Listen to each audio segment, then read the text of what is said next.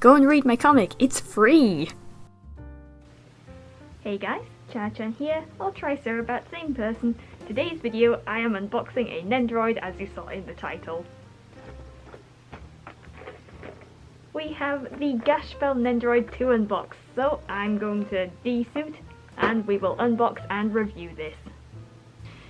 So here we have the Konjiki no Gash Nendoroid, but this is the international edition. There's two versions of this Nendoroid. There's a Japan version and the international one. Obviously the international one calls it zatchbell, as it was known as zatchbell over here. Let's have a look at the box while I talk. The main difference aside from that is the underwear parts, which is a little bit awkward to say, but the Japanese version of this Nendoroid does not have any underwear on. You know, it's just meant to be silly, and, well, yeah, it's just meant to be silly, it's nothing sinister. But I ordered the international version because it was cheaper for me, so international it is. As you can see, you can tell it's an authentic Nendoroid by the Good Smile Company logo, Nendoroid logo, and the sticker from, I think that's Toei Animation? Yeah.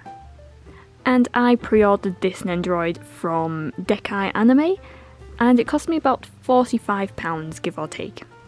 Something funny to note is it says zatchbell up here, but in the, is this katakana?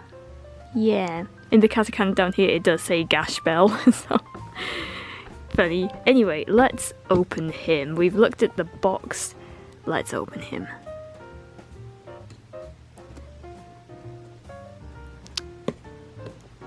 I also wasn't expecting it to be a red box. I thought it was going to be maybe blue or white, but not red.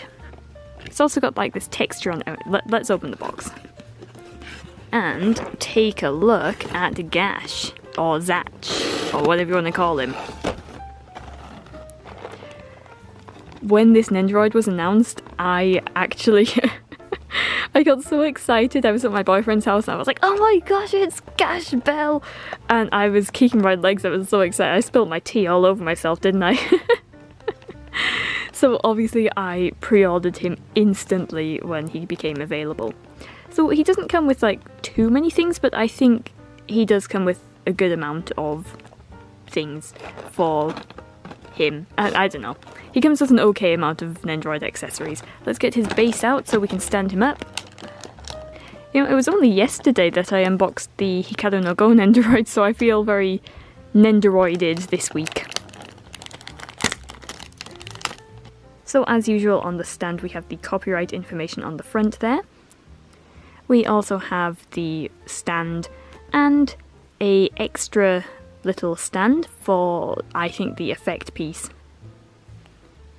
Now let's take a look at Gash himself. I'm also really hoping that they make Kiyomado. I really hope they do, and maybe some of the other characters too. Alright, here he is. Let's take him out of all this plastic.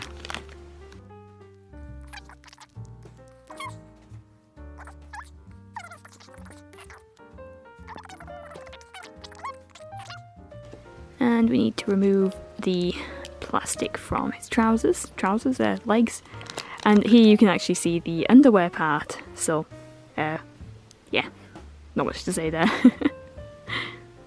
It looks like the mechanism for Gash's legs is different to most of the Nendoroids I've seen. The Sai Nendoroid from Hikaru no Go had a mechanism like this in his legs. It's different to normal. So, is this like a new thing they're doing with Nendoroids to maybe cut the bulk down in certain areas, hide the joints a little bit better? Does it affect the mobility? Strange. I think I prefer the old mechanism to this, so yeah. Anyway, let's reassemble him. So, there's his body. There's not much to go wrong with the paint job there because it's just blue and little ribbon with a little gold, very nice gold. Let's put his head back on his body. Isn't he cute? He's also out of focus. There we go. But isn't he cute? Look at that. So far the paint job looks clean everywhere, I'm not seeing any defects, I don't think. If we put him on his stand, we can stand him up and look at some of the other accessories that he comes with. My favourite faceplate from this Nendoroid, I think, has to be the crying face. I mean, look at that. It's so cute. It's also really funny. It's just so, like, stylized as well. I mean, look at his little teeth. They also seem to have changed the style of the faceplate attachment. So this is different to normal. I'm not sure why they've done that, and I'm not sure if this will work with other Nendoroids, so, you know, let's go and try that out in a minute. This Nendoroid also comes with an extra head, which currently has some protective plastic on. It works the same way, just with the fringe. The seam line's very well hidden in this one, but if we wiggle this out. No, I'll do that later. We'll not bother removing this plastic yet. But it's very nice of them to have included the hairpiece for when he's launching his electric attacks. Speaking of which, here is his electric beam. I probably won't display him with this because I like more cutesy poses for my Nendoroids, like more chill poses normally. But it's very interesting. It's like a slightly transparent plastic, but it has been painted to be kind of opaque. He comes with out of focus. He also comes with some bent arms and open hands. His favourite snack of yellowtail fish. And of course, his trusty companion, Vulcan. I might have to display him with Vulcan. I mean, like, it's just so cute. Alright, he has been unboxed, so I'm going to do some B-roll, do the different poses that this Nendoroid can do. And also, before we go actually, before the B-roll, let's go and try these faceplates on a different Nendoroid, so I'll be right back. Alright, I have two Nendoroids here. We have Hanayo from Love Live. This is a somewhat older Nendoroid from about 2016. I think, and this is Hikaru from Hikaru no Go, which I just unboxed yesterday actually. So let's try this faceplate on them.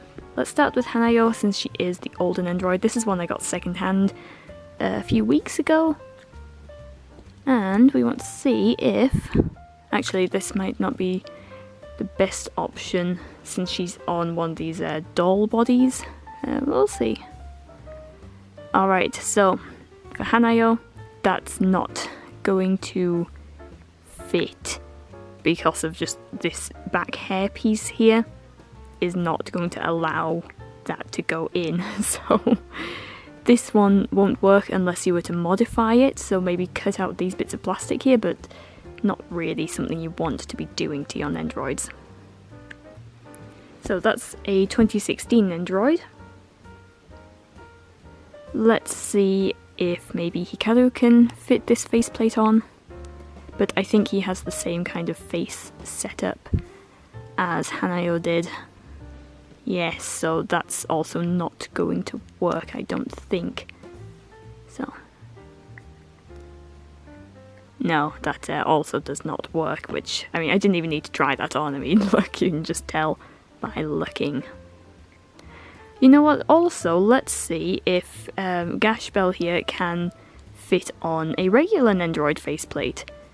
So this is the regular style we see, with these two long tabs, and then this this kind of shape up here with the divots, compared to this new style that's got more of a blocky shape to it. It's less organic looking, more blocky looking. So yeah, let's have a little test. And take his faceplate off.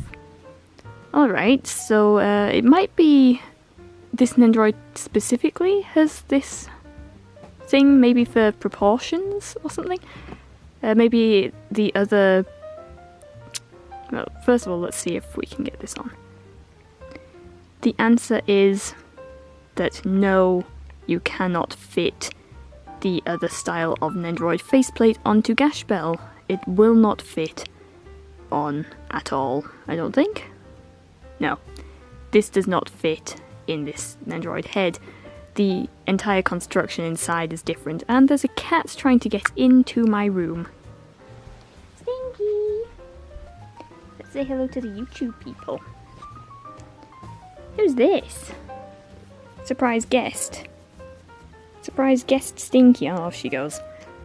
Are there any other Nendoroids that use this style of faceplate? Let me know, because I haven't seen this one before. Alright, now it's time for some B-roll and actually reviewing the Nendoroid. This Nendoroid is so cute. I mean, just look at him, he's so cute. I am so happy with him. The fish is detachable from his hand that's holding it, so you can put it on the mini stand, which I have done. And this Nendoroid is also a little bit shorter than average Nendoroids. I think that's why the faceplate's a different mechanism to make the hair smaller. And I'm hoping that maybe because they've made this Nendoroid shorter than average, maybe that means we might get Kiyomaru at some point. I hope, fingers crossed, maybe. Anyway, for having only 2 arm options, this Nendoroid does have pretty good posability, like range of motions he can do. I think a lot of that's to do with the just expressiveness of the faceplates as well as the different hand poses. I mean, there's only 2 really, open hands and closed hands, but it does pretty well for the range of motion. I do think that maybe a second body for when he's firing the lightning would have been good, you know, more of a dynamic dress, like flowing in the wind or what, you know what I mean. But overall, I do really like this Nendoroid. The posability options, as I've said, are really good. The 3 faceplates are just so like stylized, as the anime style is very stylized. I love it. Definitely one of my favourite Nendoroids, which I do say about all of my Nendoroids. I genuinely love every Nendoroid I have. So, would I recommend this to a fan of Konjiki no Gashbell? Yes. If you can get him, get him. He's so cute!